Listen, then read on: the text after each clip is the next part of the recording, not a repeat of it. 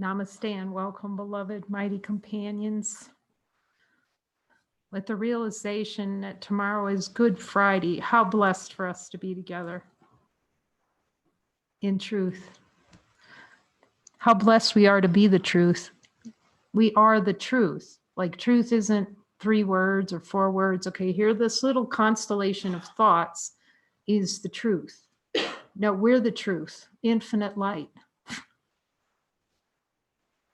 And that's the play of consciousness. I'm going to go hunting for the truth. And then it plays like, you don't have it over here, whoever you are over there, or you don't have it, or, but whenever we say someone else doesn't have the truth, that means we are in a play that losing the truth for ourselves. So today we're just being reminded again why we're here together. We're here to celebrate holiness. And for Jesus to show us where the holiness is denied.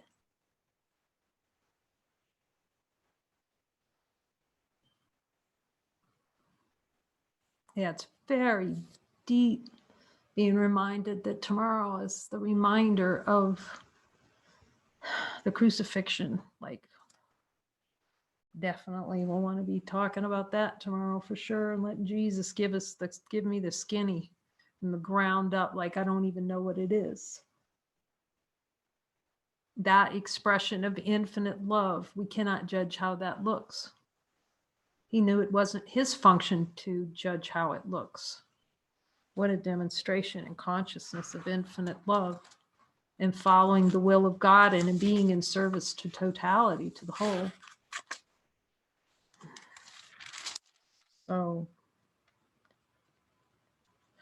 So many blessings, this Course of Miracles. So we had been talking for the last 2 days about the teacher's manual, how are healing and atonement related. And the first thing I heard before I could even look at the page, it was like, they're the same. It's like, and that's how it gets to be. Because that's our voice, our knowing, speaking. Like, want to study the words. He's saying, no, you know this already. We're just being reminded of what we already know. Is that like hilarious or what? But not knowing of an object. Like I could see duking it out in consciousness, that I know better than you know, kind of duke out, rather than God knowing. I like using those, like it's helpful for here, because in the definitions of knowing, English language uses 2 words to mean multiple things, and the same in Spanish. Every language does that. And thus we had this big conversation about, I don't know, we'll see if Jesus may be talking about that today. Consciousness and awareness. That'll be really fun for Dyra. Try to translate it.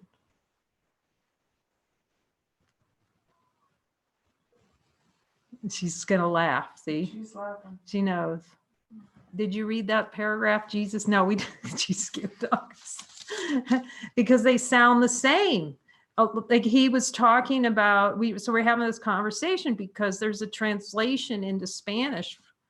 I can hardly speak about it. I mean, they have this loving constellation of beings that's come forth to translate this text for service to the whole. Like everyone's so in service to the whole. It's just, and then it came up, well, consciousness and the word awareness. And even in a conversation, you use the word awareness in consciousness can be used interchangeably, and it's different. So we'll, at the right time, we'll just, Jesus, I'm sure he'll come through on that and just give us the whole.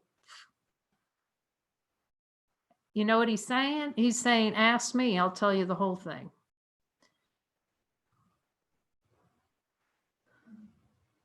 The bottom line is there's only one absolute reality, regardless of what it's called. And we can call it light. Period. The absolute.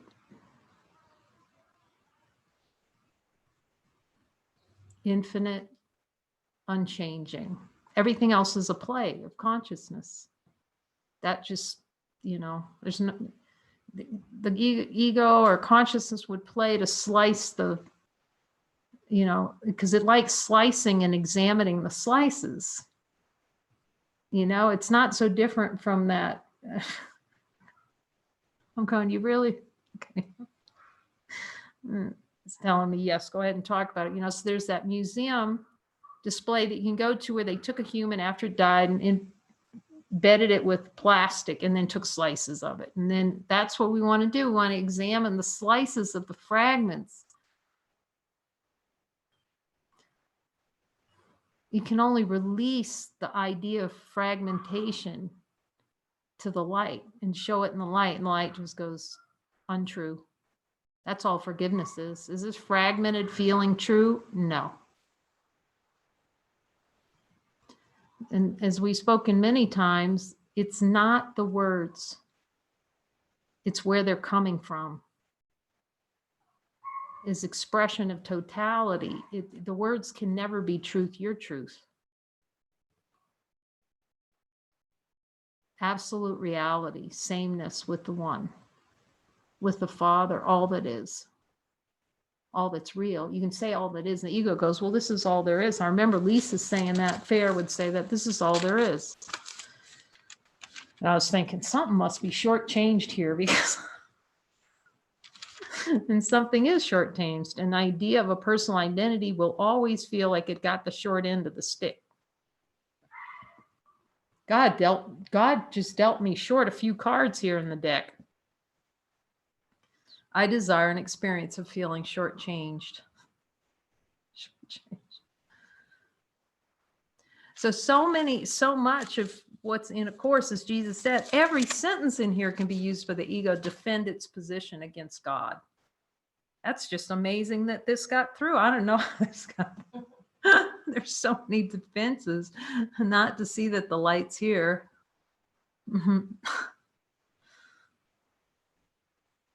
He says, see beyond the words. He's taken us together. He's brought us together in this constellation to bring us beyond words. And, he said that to me when I first was doing the light circles. I have to be shown, He kept saying it's revelation readiness. Those are revelation readiness. The revelatory experience that light is here. Infinite, unchanging light. As I've said, I thought, well, surely the lights will go out in Georgia if all of the United States, if I see that I'm infinite.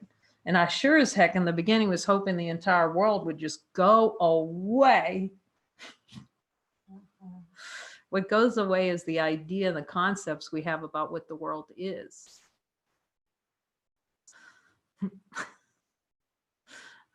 It's called Jesus, I'm wrong program. I'm wrong about everything program. Oh, and then we have to see how much we don't want to be wrong. So that's what we gathered today in holy, to see what's holy, that light, starting with the light of infinite being, light circle, because we have the power to see that light is here. Even if we want to set it inside and go, okay, I see it, very interesting, infinite. And Muji would say that too. He'd say, we think it's boring. And if you notice in the language pattern, you'll see somewhere inside you believe the light is boring. Oh, yes, I heard a yes on that from Jesus. Ask him, Jesus, do I feel like the light is boring? That means we believe supreme happiness is boring. Let's take that into contemplation. Jesus goes, yeah. That's what okay. That is the play for us not to see that we're supreme happiness now. And it's not till, as we laughed about, until we really start going down, to see how much we really want to kill our brother out of awareness, which is to stamp God out of awareness. Because there's, like we've talked about, there's this like niceness on the surface. But underneath that is like, If I could just smash my brother, get rid of him, then I'd be happy. See, if then. What we really want to kill is the light, but we pretend like it's our brother. So he's got the perfect thing for us to do, which is to look with him to see where we deny our brother as the symbol of where we deny ourselves. Okay, Jesus. So let's just look at all the denials. I'm willing. So we were just looking at the last few paragraphs at the end of 5 there, where he says, "Step back now, teacher of God. You have been wrong." As soon as it's seen that it's happy wrong, because we spend in the play of consciousness, in the waking up, it plays like being wrong, we're going to be unhappy. So we see we're wrong and then we're unhappy. No, that's not how it works. When it's seen all the way through, you're wrong and really happy you're wrong. That's how you will know that you've gone all the way through. You'll know you're wrong and you'll be happy about it. Delighted, Jesus says, even delighted. You're happily wrong. That's the happy learner, when you're happily wrong. So if you're feeling, it's like the ego go like this, boy, I see it, I see the play, but then there's this tension or this anger about it. I'm angry because I'm wrong. No, you missed the point. Supreme happiness is seeing that you're totally wrong about everything and fully and completely down to the bones. That's what it depends on. That's how wrong we have to be. I am so wrong. So triple with extra sprinkles on top wrong. Because before, if we wanted to be right with extra sprinkles on top, right, more right than God. And so this is such a gift, chapter 20, where he just lays it all out for us. Let me show you directly. You now can speak to me about all the ways that you're wrong. And you go down and you go, I'm wrong again, wrong again, wrong. Holy smokes, how many times do I have to be wrong? That's the ego. Keep going. I don't want to look at how wrong I am. No, wrong again. That's wrong. Anything up in the play, anything other than perfect peace, you're wrong. Anything other than infinite, you're wrong. But you're happy wrong. It's happy wrong. You'll see it. Happy wrong. It's a relief wrong. It's because we all know the world can't work like we've been feeling it. We're all onto that. It doesn't work. We kind of eeky squeaky want it to kind of work. But we know in truth it can't work. And this whole toe dipping divinity thing, you're going to feel ripped. Jesus, is that guaranteed feeling like I'm ripped? If I toe dip, yes. Agony. Because see, now we've forgiven enough. We've been doing the course for a while. And the contrast.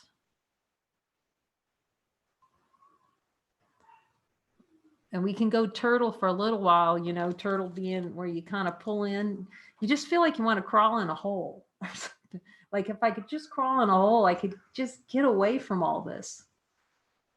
But, if you peep your eyes open, you're going to see that the light's still there. And then it's like, that's the experience here. Like, oh gosh, I have to admit I'm wrong. Really, really wrong. And it's not till you're in that tractor beam or something that he's got you in, you're in the tractor beam.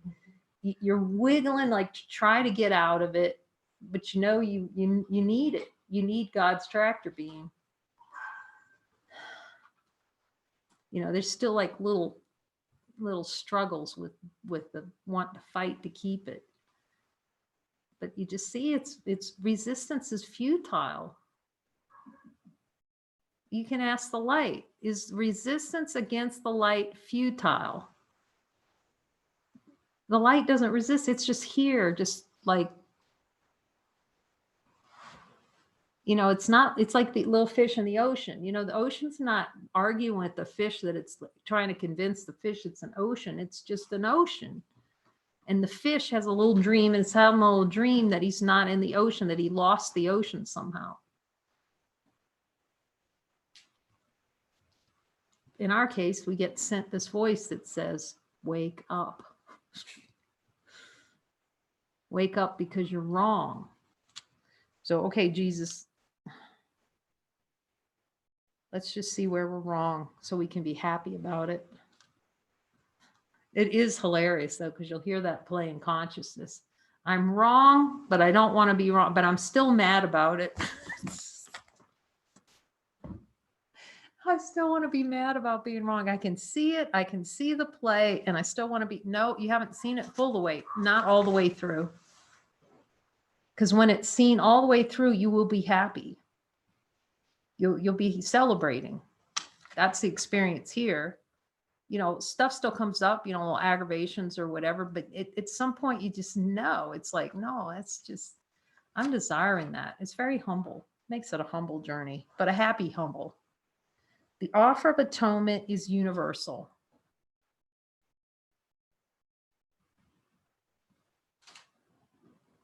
It's the only thing, the great equalizer. It's the only thing that's equal. Consciousness likes inequality and then try to use form to get equality. Have we ever seen that work? Busing kids to different locations. They got a better chance at education, better school, dysfunctional family. We move them to another. Can we see that this isn't working? You know, like I said, when I would try out different jobs and just move to a new location and the same things would come. They were like, it was like the haunted house is us, you know, it doesn't, the beehive goes where we go.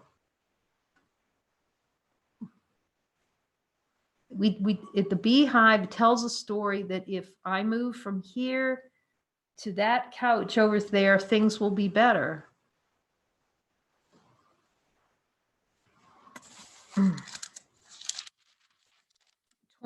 We're in how are healing and atonement related for translation purposes. Everyone else can just sit back and listen, but in my book, it's page 56, item 6. The offer of atonement is universal.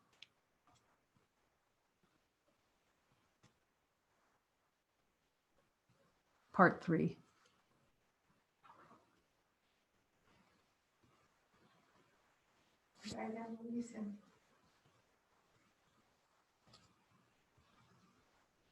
You can't hear? Dyer, they're saying they can't hear. The Spanish translation's not getting through to the people. If you need to, then you could jump on. Okay, Melissa says she can hear it. You can hear it now, Lena? Yes. Okay, excellent. It is equally applicable to all individuals in all circumstances.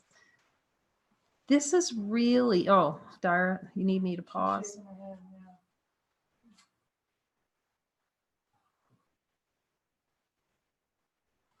I'm sorry. Where? There you go.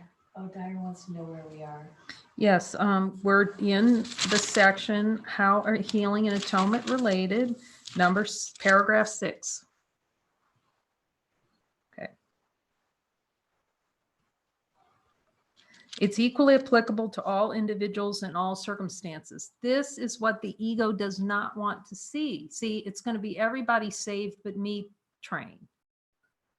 They're all going first, or I'm going to be saved first and the rest of you guys can go to hell. And we would say, oh no, I would never say that until we go down and actually see how we want to kill Bill. You've seen that movie Kill Bill, and it came up today. We were doing a joining, and all Jesus would say to me is kill Bill. Like, kill Bill. Jesus, well, you're going to have to tell me what, but I knew because I'd seen the movie. It's a great, if you really want to see a grievance and what's happening in the mind, you can watch Kill Bill under guidance.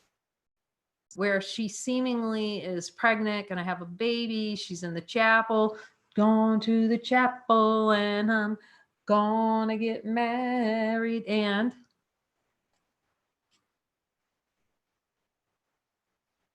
her ex-boyfriend comes in and with his little team of Slaughter, and so slaughters everybody in there.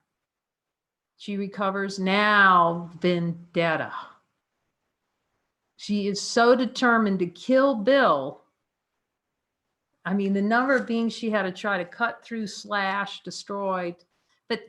And we think that's just a movie. That's what's happening in the subconscious mind to us all day long.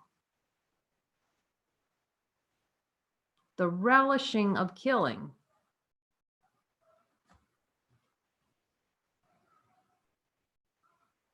So that the only way we can see that the atonement is universal is to look and see where we don't want it to be.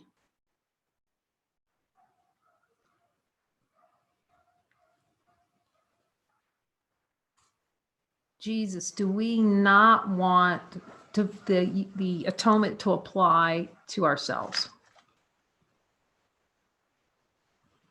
Do I have a belief that everyone else is atoned except for me?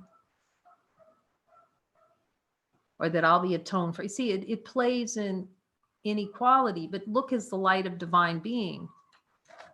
The light doesn't have differences. Light is mismo, all the same. Sameness. But he's showing us where we do not want atonement through seeing where we want to kill our brother out of awareness. The way we want to kill our brother, it's not killing our brother. That has to be seen too. It's really helpful when the flip, that's a major flip when you see it's not your brother you're trying to kill. It's using that as an excuse to kill, attempt to push light out of awareness, to kill the light out of awareness.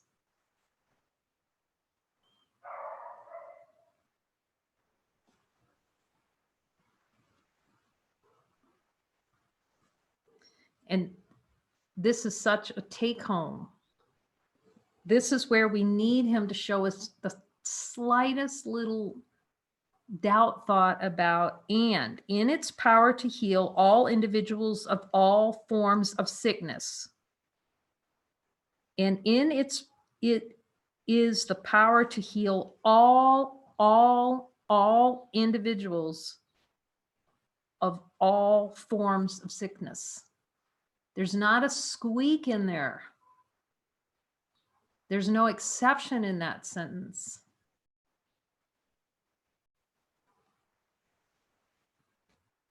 There's no exceptions to that. And that's why I talked about Ramana. I love Ramana.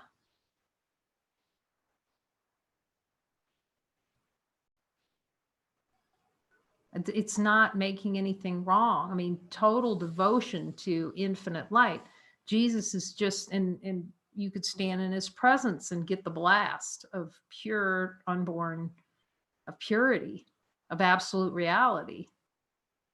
But in the play of consciousness, consciousness can only express out of subconscious desires. I'm just going to ask him so he can be clear on this point. Because a lot of beings talk about it. Oh, they transcended it, and it, you know, it's true. Ramana went to the doctor because, you know, his devotees were quite concerned about him. And so he agreed to go. And the doctor couldn't believe it because he did an operation on him with no anesthesia.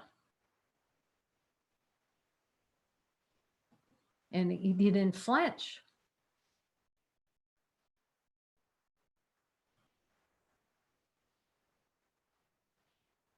You know, Ramana was focused on one thing, God. But you can ask Jesus, and so we can all be clear, was there a subconscious desire for that experience of seemingly a tumor? And just see what Jesus says about it, and so you can hear it in your heart. It's not to make him wrong any less than what he did. What Jesus is offering us is to see the power of the release of these subconscious desires. for experience, out to release them to the light of truth. All individuals of all forms of sickness, he has no exceptions. Then you can ask him, Jesus, was that appearance a form of sickness? I hear him saying yes. So you can be in recognition of absolute reality. It's not difficult because it's what we are. But in the play of consciousness, to completely be free of all, Jesus is offering a means through forgiveness to heal all forms of sickness. And we can have the confidence whenever seeming sicknesses arise out, put it to the test of forgiveness and let's see. But we can't interpret it. We have to follow him in that too. That's the other thing. Follow him implicitly without wavering. When the body's in full function, in service, these things fall away. You can ask them.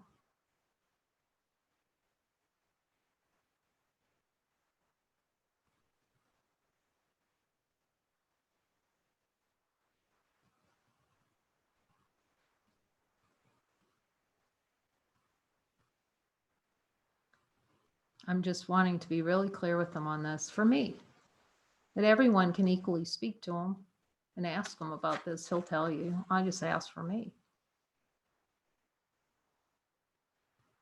I just ask him, was that an appearance based on a subconscious belief? Is this natural expression? No. It's unnatural.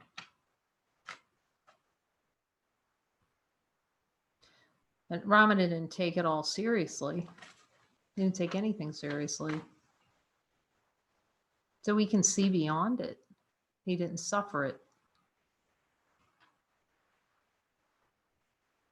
That's a conundrum, because we're so sure that Jesus suffered and died. You can ask him now, did you suffer in the display of consciousness? Did you experience any suffering?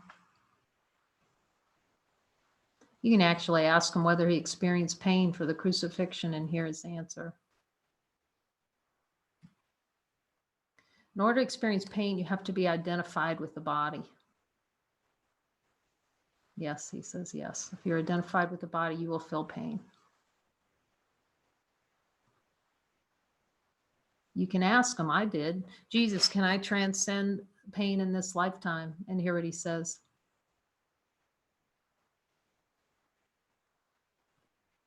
The absolute reality does not know what pain is, and so it's the only reality. Pain is unreal, and we have a whole text. Pain is not reality. A denial of love.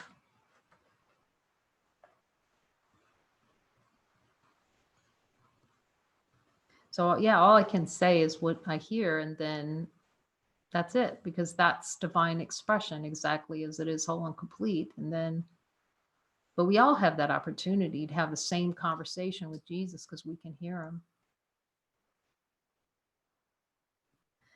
Not to believe this is to be unfair to God. I mean, I don't know if he could say it any more clear, which is to be unfair to ourselves and thus unfaithful. It's unfaithful. Oh my God, the power this carries, this recognition right here. The power that carries to be wrong about every single bit of illness. Oh, it's happiness. To be totally wrong about every single form of illness.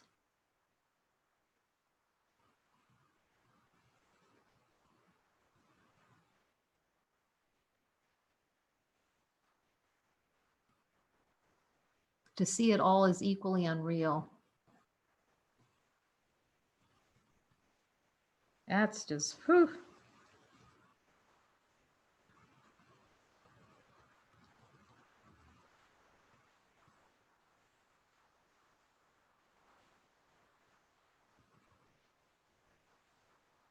So I asked Jesus, what is the most helpful thing to see in this? Could you try it again? What is most helpful? Follow my words. Oh my gosh, so much love in it. Follow my words. Not to believe this is to be unfair to God and thus unfaithful to him. A sick person believes himself to be separate from God.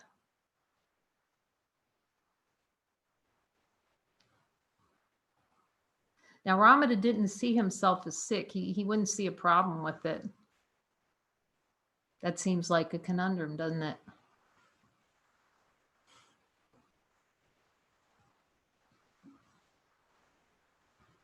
But if I asked Jesus, did he believe that in the play of, because all consciousness, none of it's absolutely real. I'm just going to ask him what's most helpful to say. I mean, the love I have for Raman, I can hardly talk about actually. So, you know, Jesus said that there'd be beings not of this world that would be in assistance. And I know he's one of them. I don't have any doubt about it in my mind. No doubt. For me, can't say for anyone else. I just asked him, was there still a belief there? Yes. So it displayed. But he knew he wasn't subject to it.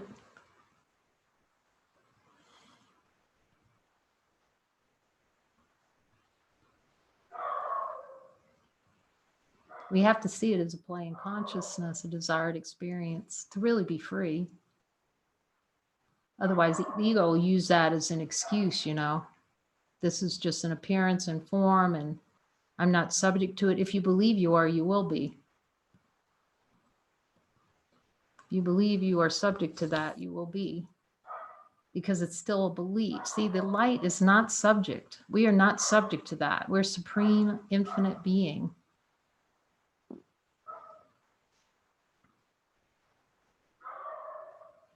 A sick person perceives himself as separate from God. Would you see him as separate from you? It is your task to heal the sense of separation that has made him sick.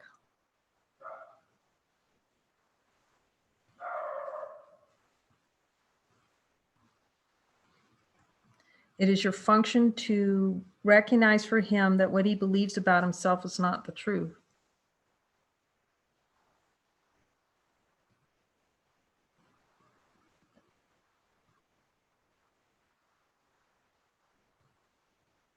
I'm just checking in to see if Jesus has said everything. I've said everything he wants me to say about that. And he said again, follow my words. Follow my words. I'll go back. Not to believe this is to be unfair to God and thus unfaithful to him. It is your forgiveness that must show him this. Healing is very simple. Atonement is received and offered. So we make none of it real. It's not to make it real. It's just to see the underlying. Remember, Jesus said, I will show you the underlying cause. Ask me, and I will show you what underlies it.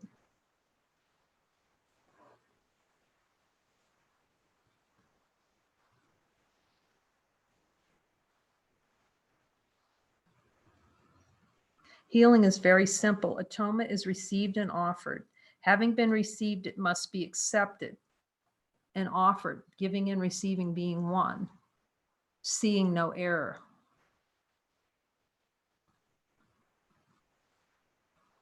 And also in that, that's a healed mind.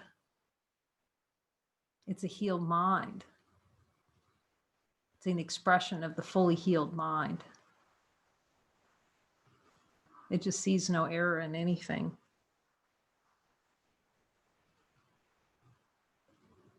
It is in the receiving then that healing lies. All else must follow from this simple purpose.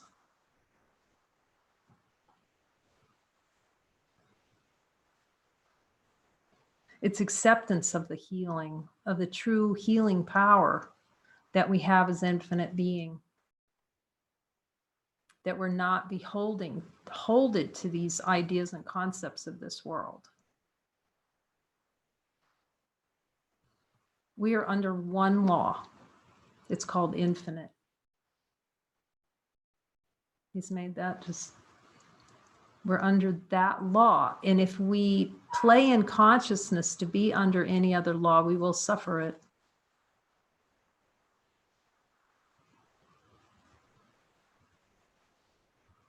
Love has no beliefs.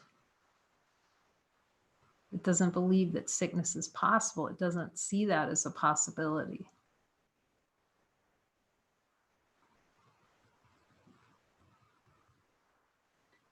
That's why he's saying, that's why we're having him take us down to the catacombs, to wherever the pockets are, the little pockets of where we're saying no to divine light. Who can limit the power of God himself? Who then can say which one can be healed of what, and what must remain beyond God's power to forgive?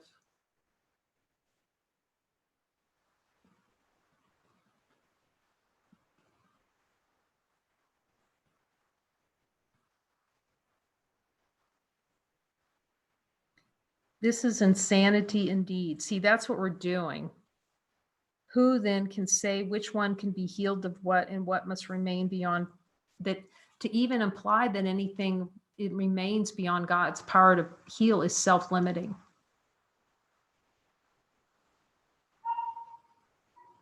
It's all in the mind. But it expresses through form.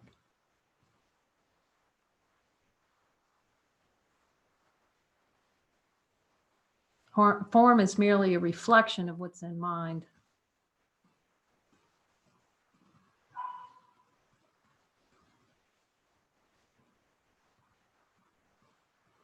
This is insanity indeed. It is not up to God's teachers to set limits upon him. So to say some of these things would be to set limits on God. You see that not everything's healable. Everything without exception. See, it has to be without exception. Otherwise, it's not absolute reality, which has no exceptions for its power.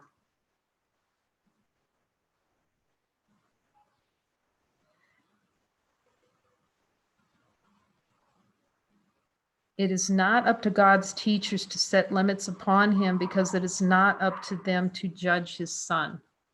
See, we would be judging ourselves if we set limits on the power to heal. We judge ourselves limited. We would judge our fathers. That's judging ourselves and our fathers simultaneously, being one with him.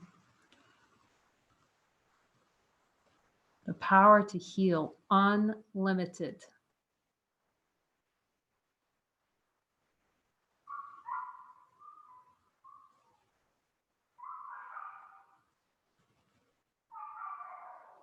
And to judge his son is to limit his father. Both are equally meaningless. Yet this will not be understood until God's teachers recognize that they are the same mistake. Herein does he receive atonement, for he withdraws his judgment from the Son of God, accepting him as God created him, as light. No longer does he stand apart from God, determine where healing should be given and where it should be withheld. See, if we determined what's healable, I leave it to Jesus to determine what every healable, and he says everything is healable. Everything, without exception. Then to say less than that would be to accept less than everything is given by the Father, holy, whole, and complete.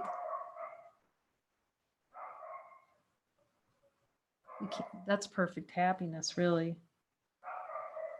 Now can he say with God, this is my beloved Son, created perfect and forever so. Yes, we're created perfect as light. Yes, the form does not determine the reflection, does not determine who we are. No, because we're light, but it will reflect what we believe.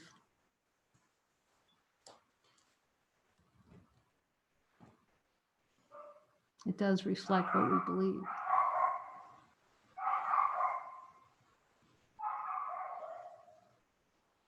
There's no judgment. It's just discernment. It's just discernment that we carry more power than we would let ourselves believe, because belief is a limitation on love. And love, infinite light, has no such limitation if we look in the light of divine being.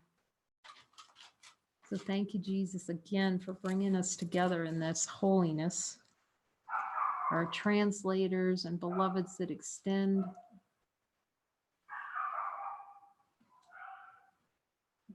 We invite you to, we definitely will have an Easter morning service, and we'll have a service tomorrow morning. What a reminder day. Every day is the resurrection, though. It's helpful to remember that. Maybe it'll feel really good just to have Jesus talk about the whole thing. Soup to nuts, the inside scoop on the idea of crucifixion. Thank you, Jesus. We love you.